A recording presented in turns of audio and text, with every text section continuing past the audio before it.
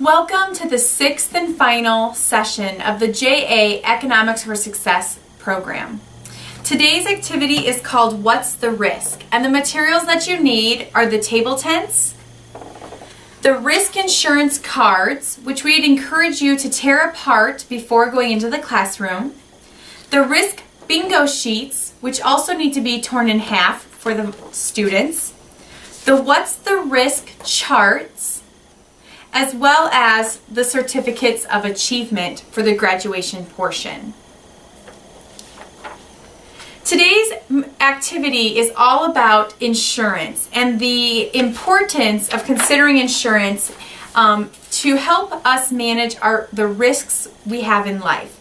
We have risks all the time and we manage them in a variety of ways. We help manage the risk of car accidents by putting on seatbelts. We manage the risk of fire by having fire extinguishers and smoke detectors. Well, in finances, we also have managements of risk, and that comes with insurance. So what you'll notice is that there are some talking points that will help you lead the discussion as you open up the conversation regarding insurance with the students. What you can do is hand out the What's the Risk charts. What you'll notice is that this is not going to be utilized in the main activity today. However, it's a great resource for the students to reference as you continue the conversation regarding premiums, copays, etc. You will note that there is an extended learning opportunity at the end of the activity, that these charts can be used more so.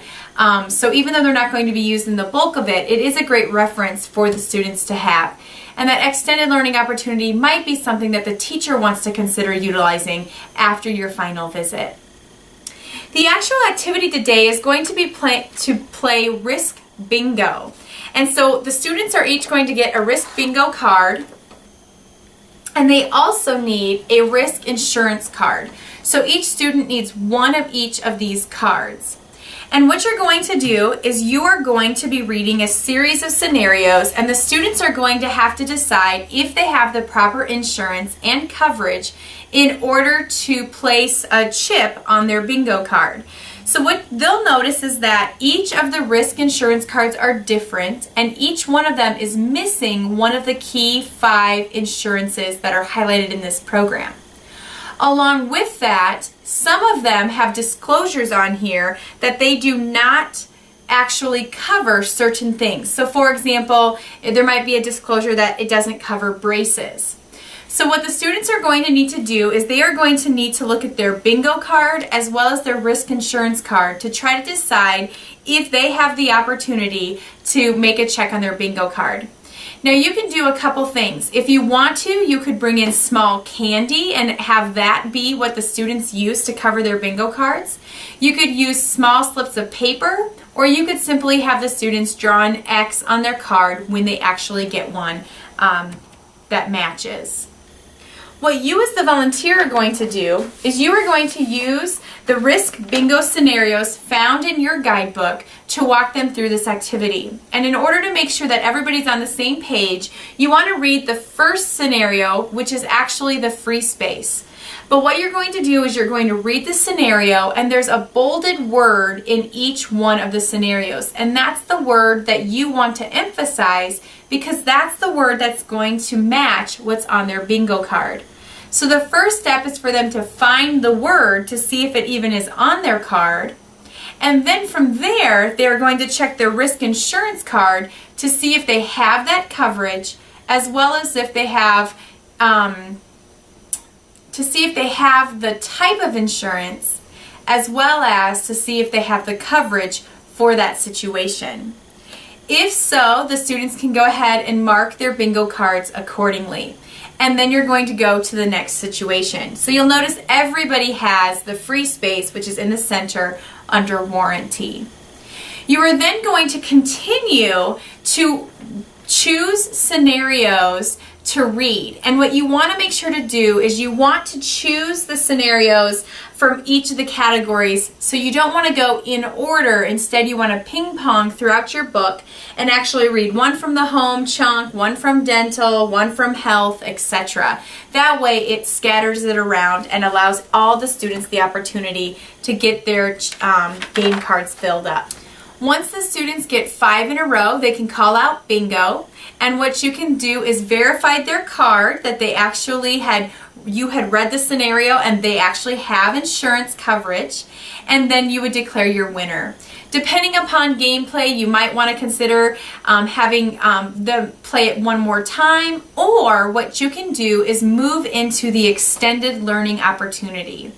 So what you can do is you can go into the extended learning opportunity, which would have the students actually turn their risk bingo cards over to where you can see the money signs. And they're going to tear these apart so that they have individual money cards. Then what they're going to do is on each card, they are going to write down one of the favorite things they like to purchase. So for example, movies, jeans, clothing, ice cream, whatever it might be, they can go ahead and write down their favorite things to buy on these cards.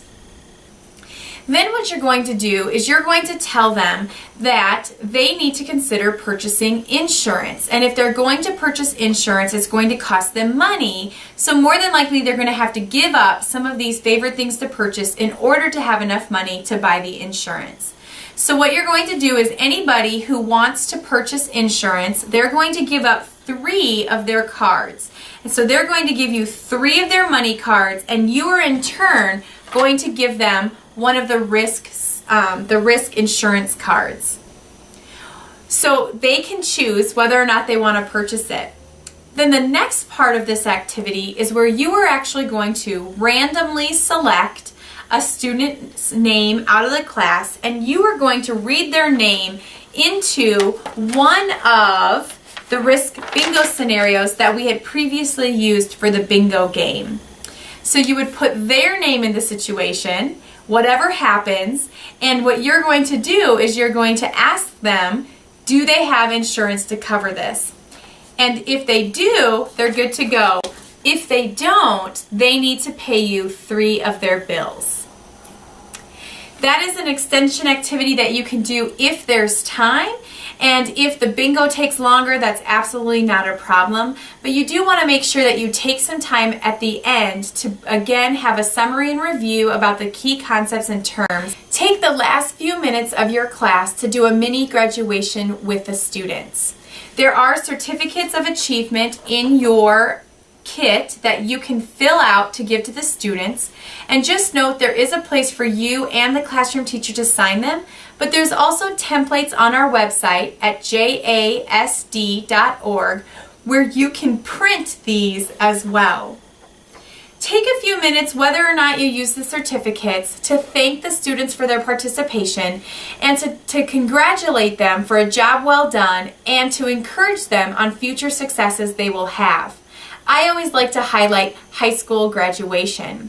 I have a student come up to the front to role play with me how to have a good firm handshake and how to properly receive an award. I always talk to them about the importance of a good firm handshake where you go V to V, you don't rip my arm off, you're not a limp fish, but rather you have a good firm handshake. And I always talk to the students about the importance of making sure that they have good eye contact as well. So I'll role play with them receiving an award where you receive it over, you shake under. I often will say congratulations, you can say thank you, and move along your way. It's always great to emphasize some of those key attributes of smiling, eye contact, good firm handshake, and then allowing the students the opportunity to come up and actually practice those elements. You can do that by handing out the certificates, but you could also use a special treat such as a candy or other special treat that you bring in. If you do bring in special treats, we do ask that you make sure to clear those with your teacher, and please make sure that they are peanut free due to allergies that are so often in our schools. Since this is your final session, we would encourage you to please email our office to indicate that you have completed all 6 sessions. Please use the following prompt to email the JA office your class completion.